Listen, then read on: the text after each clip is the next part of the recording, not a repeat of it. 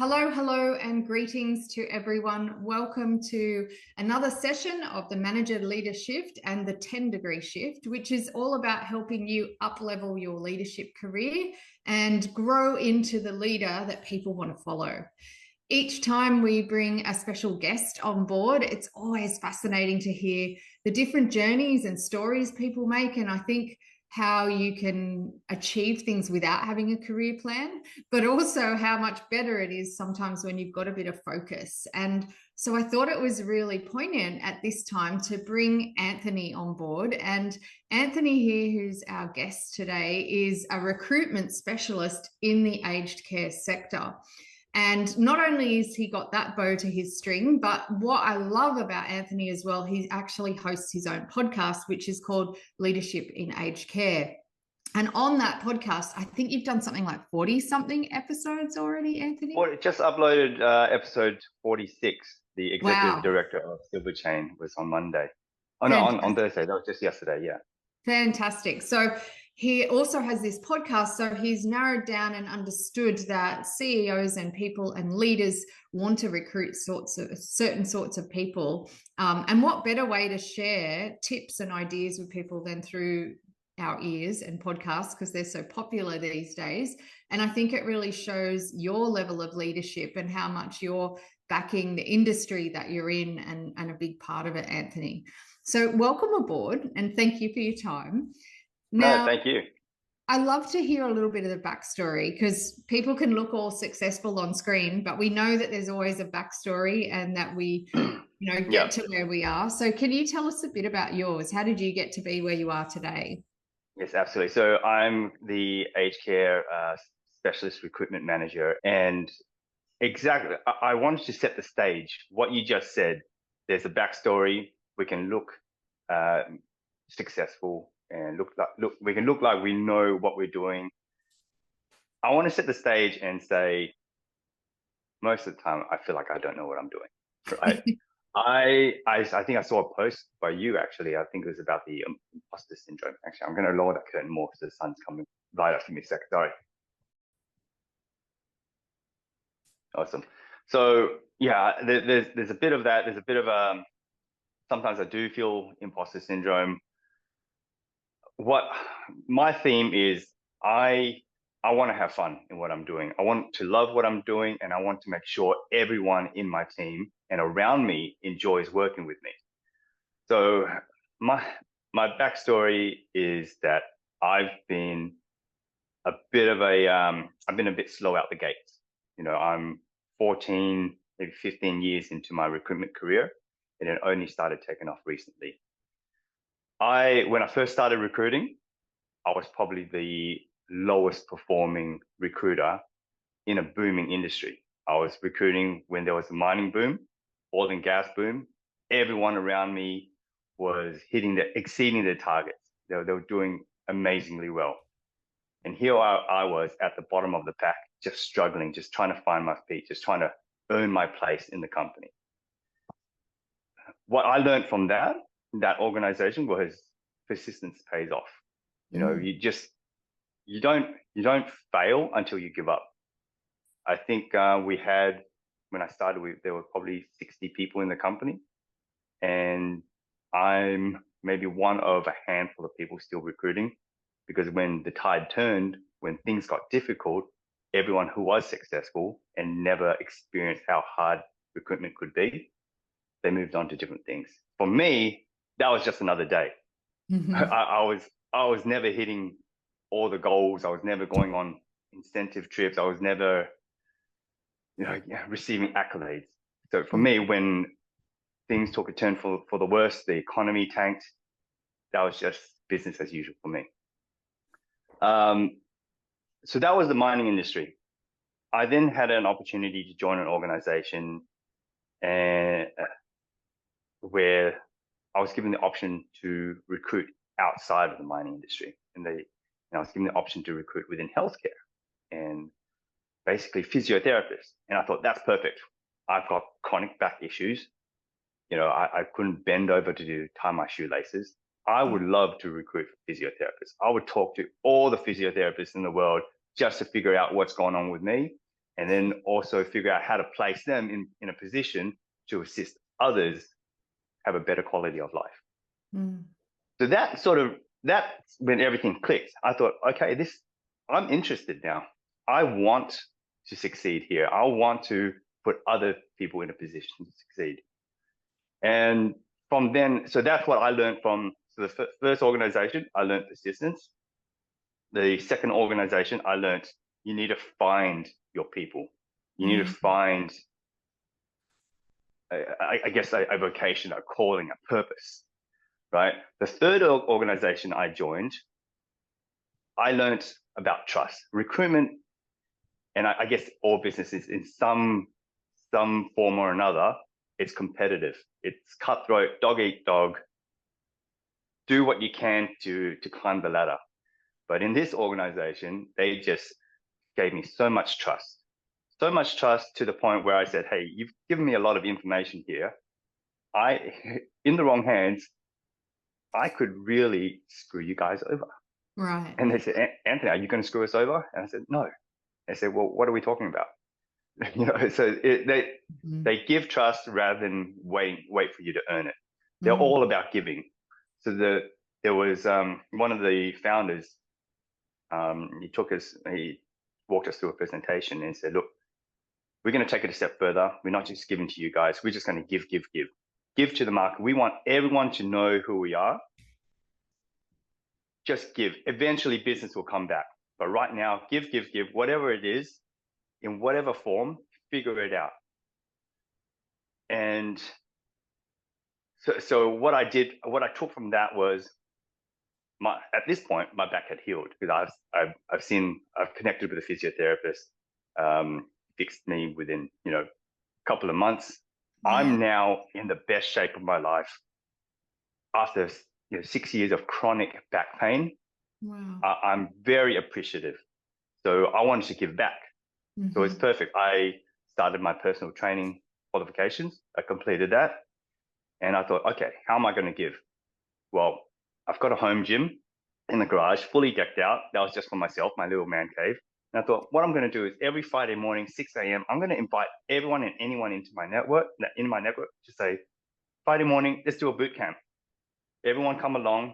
And I had probably at one point, maybe 10 regulars. Right. And it was a great way to network. So what you're doing, so is the same thing. You love elevating leaders. You're giving. It's not a burden to you because it is what you love doing, and it furthers your own business. So it leads into the podcast for me. How can I give in aged care? So once I started recruiting in aged care, nurses in aged care, middle 2021, I started it because, and in the back of my mind, I always thought, how am I going to give to this industry? So that was the backbone. That's sort of the foundation, and that's what I want to do. But I still needed to figure it out. But when I started recruiting nurses in aged care, they didn't want to work in aged care. If you're a nurse, you're coming out of university, you want to go to the hospital. Right. That's where, the bright lights of the hospital, they work in a fast-paced team, emergency department, sirens going off, Grey's Anatomy. That is sexy, right? That's where you want to be. You don't want to work in a nursing home. They think that's where your career goes to expire. That's where people go to retire. And when I try to convince them, they would say that, and they'd also say, yeah, I've seen all the negativity in the news. I've seen all the issues.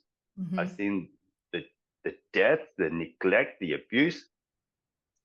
And I'm like, fair, it is severely under-resourced and understaffed. But at the same time, have you seen the positive news? And they said, no. And I said, okay, well, I'm going to have a quick Google and I'll show you. Couldn't find anything. Right. And I thought, okay. And then I try to think, eventually I just try to think, how am I going to change their minds? And when I'm having my meetings with my clients, I'm sitting in front of them and I'm listening to them talk. I see the fire in their eyes and the way they're talking about the industry and what they're going to do to change it. And, they'll run through brick walls. They'll be the person in the office last to leave because they wanted to make this change. Aged care is their future. You know, they say, and I agree, we're going to be part of the aged care industry one day. So we need to make sure it's in a good place for us. So that's when they were talking, the way they were talking, I thought, if I could capture the way you're speaking and send that footage to my candidates, I can change their minds. And that's when the penny dropped. I thought, that's what I'm going to do. There's so many gold nuggets. I'm sure everyone listening is nodding and going, yes. I love all of that. So what a great way to share your backstory. The persistence in the beginning, I agree. I think it's you don't win or lose, you win or learn. And really, whenever you see people who have done well in their career or sustainable organizations, they're the ones that have made the most mistakes. Because they've tried the most and they've learned the most and grown from that. Finding your people, I couldn't agree more. I tend to work with middle managers, senior leaders, and a lot of people in government because I've got that background too. And I think exactly what you're saying is you found your why rather than just what you were doing, which was recruitment. You found why you're doing it and that passion, and you can hear it, right, in your voice, just like those CEOs and leaders that you're talking about that love what they're doing. And having my own parents go into nursing homes, I know how important it is that that's the right healthy environment. You know, I want my parents to be somewhere where staff are engaged and love what they do. But also that trust piece. I love there's an author by the name of Benjamin Zander, who is also a conductor. He was the conductor of the Boston Philharmonic Orchestra. And he's also a university professor. And he would say to all of his students at the beginning of the year, I give you an A, now just keep it. So he would actually say it up front, a bit like your organization said, we trust you up front, right? And then you just had to keep it and maintain it. And I think all too often organizations and leaders are hesitant to give that trust, which then turns into micromanaging or disengagement rather than like the experience you've had where they've given you the trust and then you've earned that. Yeah. And I actually take that a step further because of my failures, because I'm so used to failing. I've hit brick roads and dead ends all through the course of my career. I've made such a fool of myself so many times. So I know what it's like to be the lowest performer. I know what it's like to want to give up every step of the way. But I'm not a failure until I've given up, or not a complete failure. So when I was given the opportunity to be manager, and I was given the opportunity because of the podcast, and you know, I started in WA, and then I had that was my market, WA, Northern Territory. And eventually, because of the podcast, I had guests from all over Australia. And as I had those guests, after the conversation, they said to me, well, can you help me find nurses in my states? So I went to the directors and said, hey, I can't handle this. I'm going to need help. And they said, well, why don't you start a team? I'm like, great. So I put myself in a position to succeed by giving.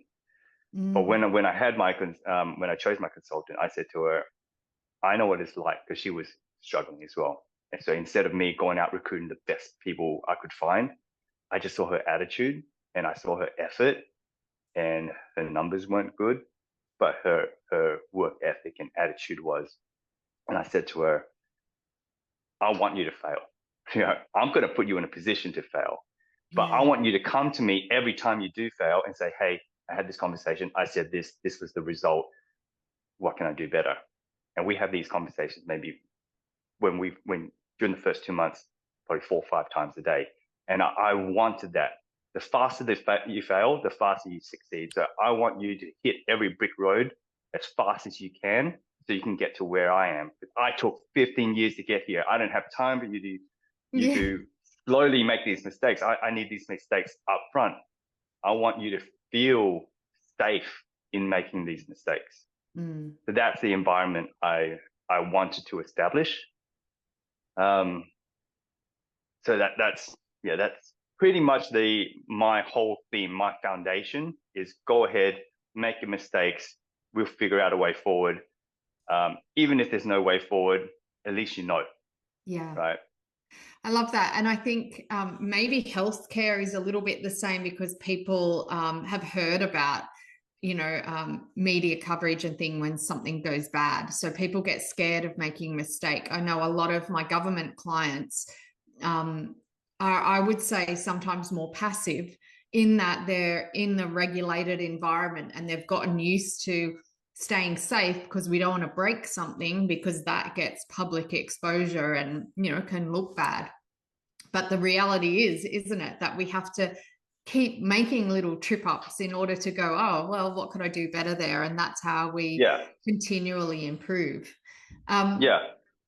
What have been some of the themes you've seen as a recruiter for people that do get chosen and get ahead? So maybe you might have several really great candidates, but what is it that starts to help someone stand out as a really potential person that you're like, we have to place this person, they're phenomenal? What is it that makes people stand out? Look, so there's several steps along the way. So the CV just, you want your obvious selection criteria. Like, it doesn't need to be a fancy CV. It could be a very basic CV, but sometimes the whatever internal systems they have, or their internal HR or recruitment lead or talent acquisition or hiring manager, sometimes they don't have a HR function and they're wearing many hats. Sometimes they only have 5 seconds to flick through the CV. If they don't see what they need to see, if your first page is, I'm a great communicator, all these soft skills, right? Yeah, I'm a people They don't have time for the soft. Yeah. So because when the client calls me, they said, yeah, Anthony, I'm looking for someone with 6 years experience in management, can handle, understands this software, worked in this area of aged care before, has their qualifications. And you'll see this on the selection criteria of the advert. You need to address those pretty quickly in a bullet point format if you could. So normally when I send a CV to a client and I'm thinking they're just going to glance at it and move on, I'll put 10 years nursing experience, 7 years within aged care, 4 years as a facility manager, ARPA registration, nursing degree, lives in, and I'll put the suburb, and I'll put only a 15-minute commute from your facility, 4-week notice period, can interview this time. They'll glance at that and go, oh, okay, I'll look at this CV. But if I do a whole paragraph, hi, I just met this candidate, fantastic presentation, talks really well, blah, blah, blah, and it's this long, I'll get to it another time. By the time they get to it, they've already seen another few CVs. So if you're sending your application to somewhere, the cover letter, I can't advocate for the cover letter anymore. It's just too long. I don't think anyone actually reads it. But if you are going to do one, do a bullet point first. 2, maybe scrap the cover letter and just put it in the body of the email and say, hi, I know you might not have time. Here's a snapshot of my career. CV is attached. It's right there. So that's my first piece of advice. Just be a sniper, hit those points, and hopefully they open up the CV. Once they do open up the CV. Putting yourself in their shoes, isn't it? And we all know what it's like, hundreds of emails. They want to just filter quick. Yeah. Yeah, exactly. Because they're triaging or prioritizing what they need to spend time on. So that out of the way, once they've got a short list, everyone they've shortlisted will have the same skills, or will meet the criteria, right? You're not going to stand out. You can either do the job on paper or you can't do the job on paper. Once you get to the interview process, this is what I say to my candidates. I say to them, I'm not a nurse. I can't assess you clinically. What I want to do is I want to meet you to understand your energy, your vibe, your personality, because I recruit within aged care and it's the resident that's king. The resident doesn't care what your job title is. They care when you step into that room, did you make them smile? Did your aura, your presence, your energy, did they go, oh, I was looking forward to seeing you all day, Bob, and you made my day. Yeah. right? So when this is relevant in the interview process, because when I turn on the camera, I want to see, was there a smile? Did you Mm-hmm. come in with a smile on your face? So when you walk into that interview room, whether video um, or yeah, video in person, bring that humorous energy. And I say Mm. something prior to even doing that, and I asked this like during my interview process with them, what makes you happy? What you spend all your time serving other people? What do you do to make yourself happy? What music do you listen to? What book do you read? And I say, whatever answer they say, I say, okay, when you park your car in the parking lot of the facility, watch that video, listen to that song, read that book, do a Yeah. dance, get those endorphins going, because sometimes you just getting to that interview and it's daunting. You don't have endorphins going. You can't smile because your face is just woken up and your muscles haven't you haven't activated those smile muscles yet. Yeah. So I guess my point is prep yourself for the interview, get those endorphins going, boost your energy so that you don't have to spend the first 5 minutes in the meeting room trying to fire yourself up. Be fired up. That's it. Yeah. So your ability to interview is usually separate from your ability to do the role. So it's a separate game in itself. So see the interview as its own sort of game, its own sort of skill set. Again, job ability and interview ability, completely different. So one of the things I see, Anthony, with a lot of the people I work with is highly competent, really good at their role, but lacking in some of the confidence in that selling myself, especially if they're in an environment normally where you don't show off, you kind of head down, do your work, those sorts of things. Do you have any tips for people like that they're like, I'm not used to talking about myself? yeah, so again, so the first one would be to just get those endorphins going, because then you're more in a playful mood. You can feed off their energy. You're giving them energy. When you give, again, it's back to giving. Give them the energy so they can sort of give it back to you and ask you these questions, and they'll help prompt you. If they like you, they're like, oh, I like this guy, or this person.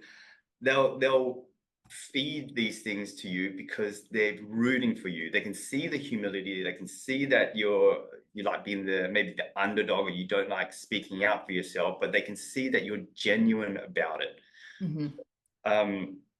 But the other things would be, if you can't talk about yourself,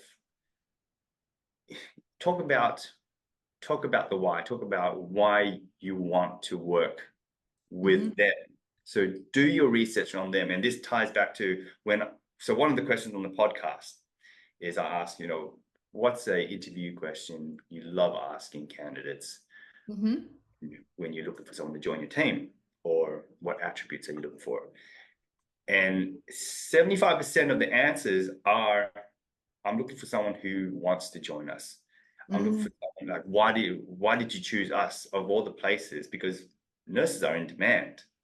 Why are they interviewing for this role? Of all the places, of all the offers they've received, why this role? Because if values are aligned and the fundamental skill sets are there, if values are aligned, they can train the rest. They wouldn't have to drag them. This is what we want to do. Are you already heading there?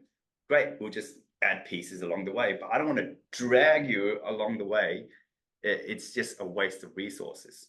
So when you're able to answer, when they say, why do you want to join us? Then they can talk about, the story, the narrative behind their why. So they're not necessarily talking themselves up, but they will, because eventually they'll say, this is why I want to do it. This is what I felt in the past. This is where I want to go. I've done this to get there. It just naturally leads in that, or they can prompt you to say, okay, what are the steps you've taken to get there? So it is hard to sort of assert. If you come into the interview with a low energy, it is hard to assert your achievements and say, hey, this is who I am, this is what I've done. But if you come into there bright-eyed and bushy-tailed, and we're all having a laugh and say, yeah, why us? Thank you for choosing us, but why? And then they just go into the story. So it's I guess storytelling. If you can get good at storytelling, then if you were to put effort into improving your ability to interview, I'd say get good at storytelling. Like, Yeah. go to your wife or your partner or your friends, tell them a story, tell them a joke, figure Yes. something out. Just whatever story, it doesn't matter, it doesn't have to relate to your career. Just get good at storytelling. I couldn't agree more. And it's how people are able to articulate the examples of work they've already done, but in a story, not sounding like they're reading their resume, that really has impact. And even if your role is a technical role and it's not about being a great orator or communicator, the more you're able to relate that way and people can understand it and see you in the new role, the better, right? There is a great woman in the industry named Maz Farrelly. I don't know if you've ever come across her. Marion is she's an executive producer on all of those reality TV shows like Farmer Wants a Wife, Big Brother, all of those. So she is the person who selects the talent that's going to go into the house or the room or be on the show. And she always says, don't come to me and tell me I'm a good people person, because she's like, everyone does that. She's like, wow me with some kind of amazing story that relates to your life and experience. A bit like you did at the start, in sharing your career story, where we could all relate to that. And I'm sure people listening feel like they warmed to you really quickly, Anthony. You've got this really lovely, personable way. So, it's a great demonstration of here's what to do. Yeah, because you're right. When a recruiter or a manager is looking to recruit someone, they've already culled to people who have the essentials. And it is about our credibility and our confidence in order to get that little edge, isn't it? Yeah, absolutely. And I think one other thing I wanted to touch on as one of the secrets to my success, right? Yeah. I think we've all heard the saying is, if you're the smartest person in the room, you're in the wrong room. I have always been the dumbest person in the room. And I've just recently started to lean into that, because when I did start recruiting and I'm meeting these executives in mining and engineering, and I think they're earning $300 an hour and I'm thinking they're wasting their time meeting me. Why, right? I don't deserve to be here. So I've leaned into it because I don't like faking.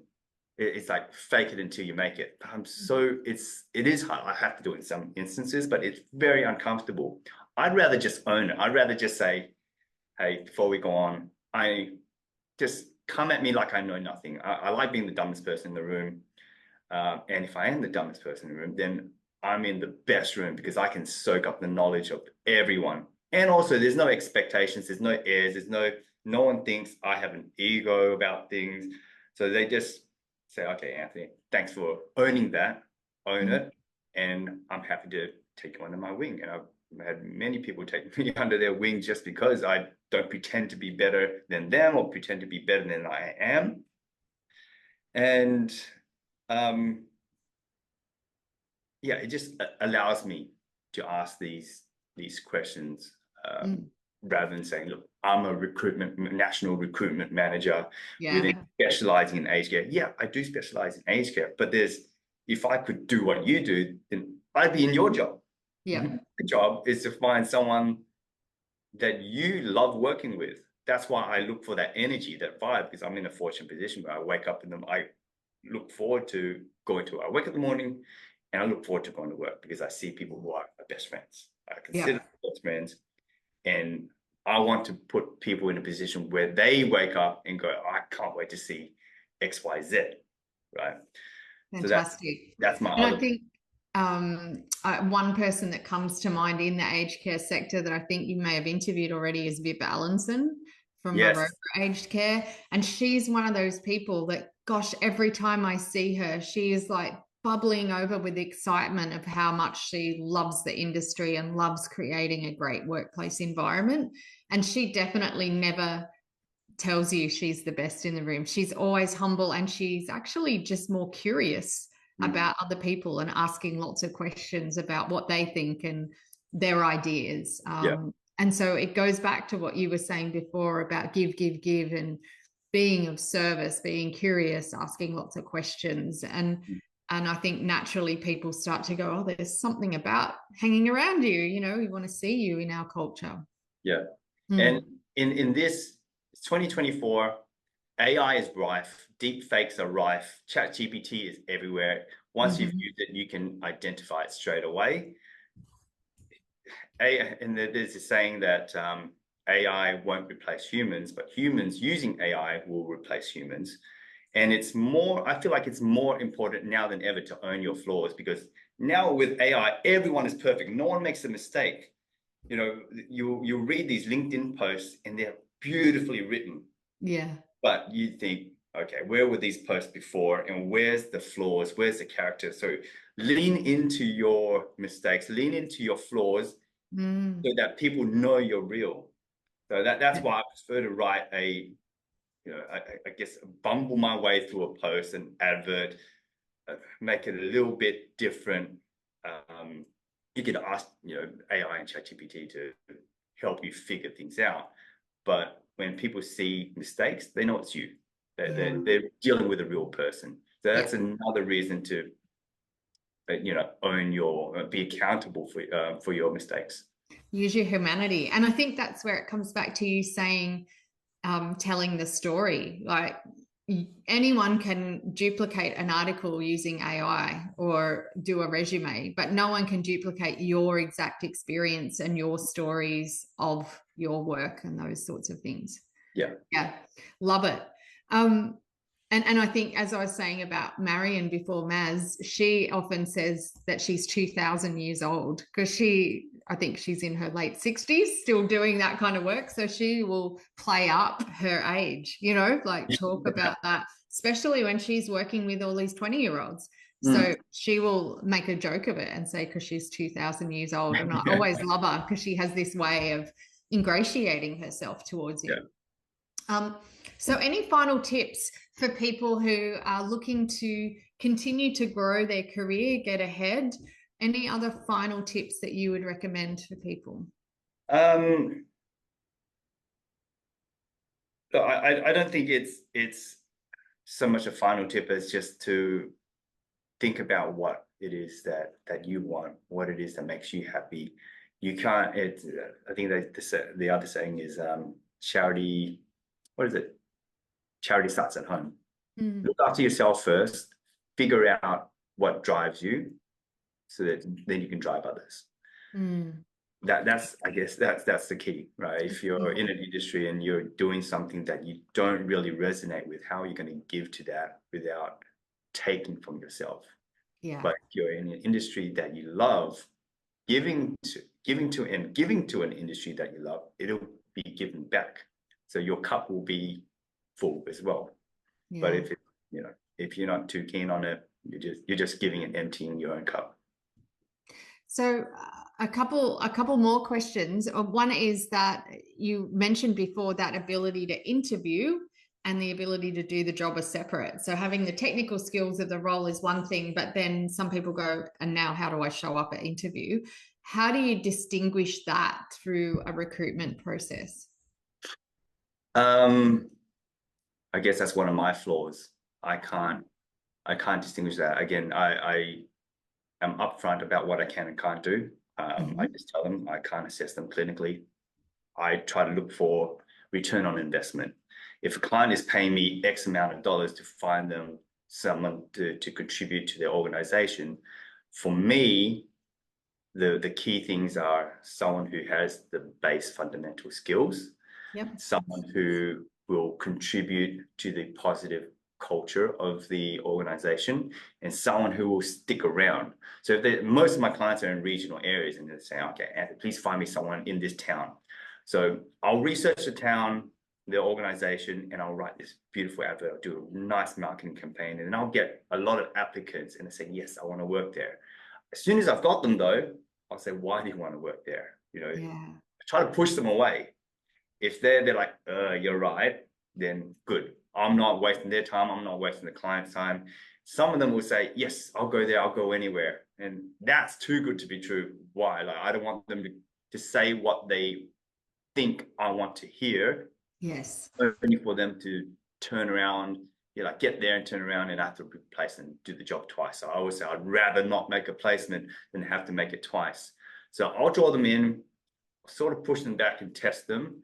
But if they tick all the boxes in terms of longevity in the role, continuity of care, return on investment to the client, passion and dedication, I'll say to the client, hey, this person ticks all these boxes. They just need you to train them up a little bit. They're missing this bit of skill set here. Right. That's going to be on you to assess whether that gap is big enough to make up for the rest of it. Yeah. Cool. Well said. And so it is that really being authentic, isn't it? It's just being real about where you're at. You mentioned before that you've been fortunate by kind of admitting that you're not always the smartest person in a given room, that other people have mentored you and supported you. Who's been some of the influential leaders in your career, or what has it been that's really supported you when you've had mentors or leaders who have helped you out? My current manager, she was the person who identified that I wasn't necessarily connected to the mining industry. She understood me, understood the type of person I am. She was the one that said, do you want to do physio? Do you want to do healthcare? So that changed the course of my career from that point. Yeah.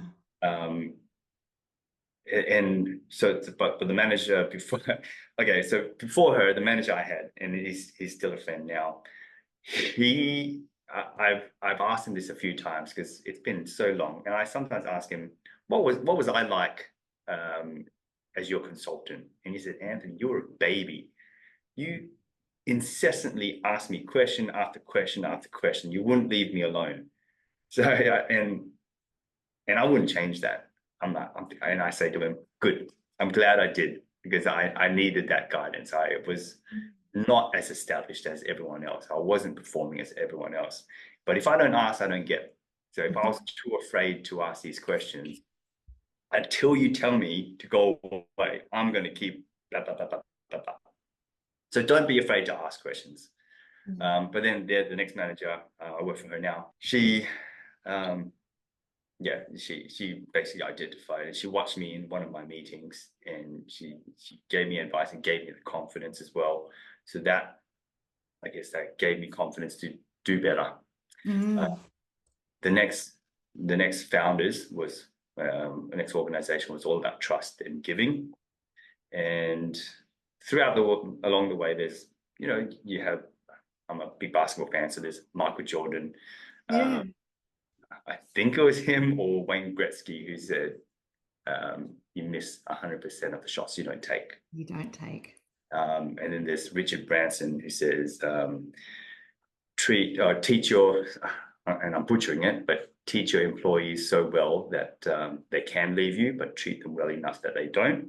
So that's part of the whole telling my consultant that you're safe to fail here.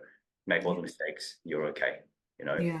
And then when you get to a point and where people are trying to pull you away from me, that's fantastic. That's my problem. I'd rather have the problem of trying to figure out how to keep you than have the problem of you underperforming. Yeah. And not happy and disengaged.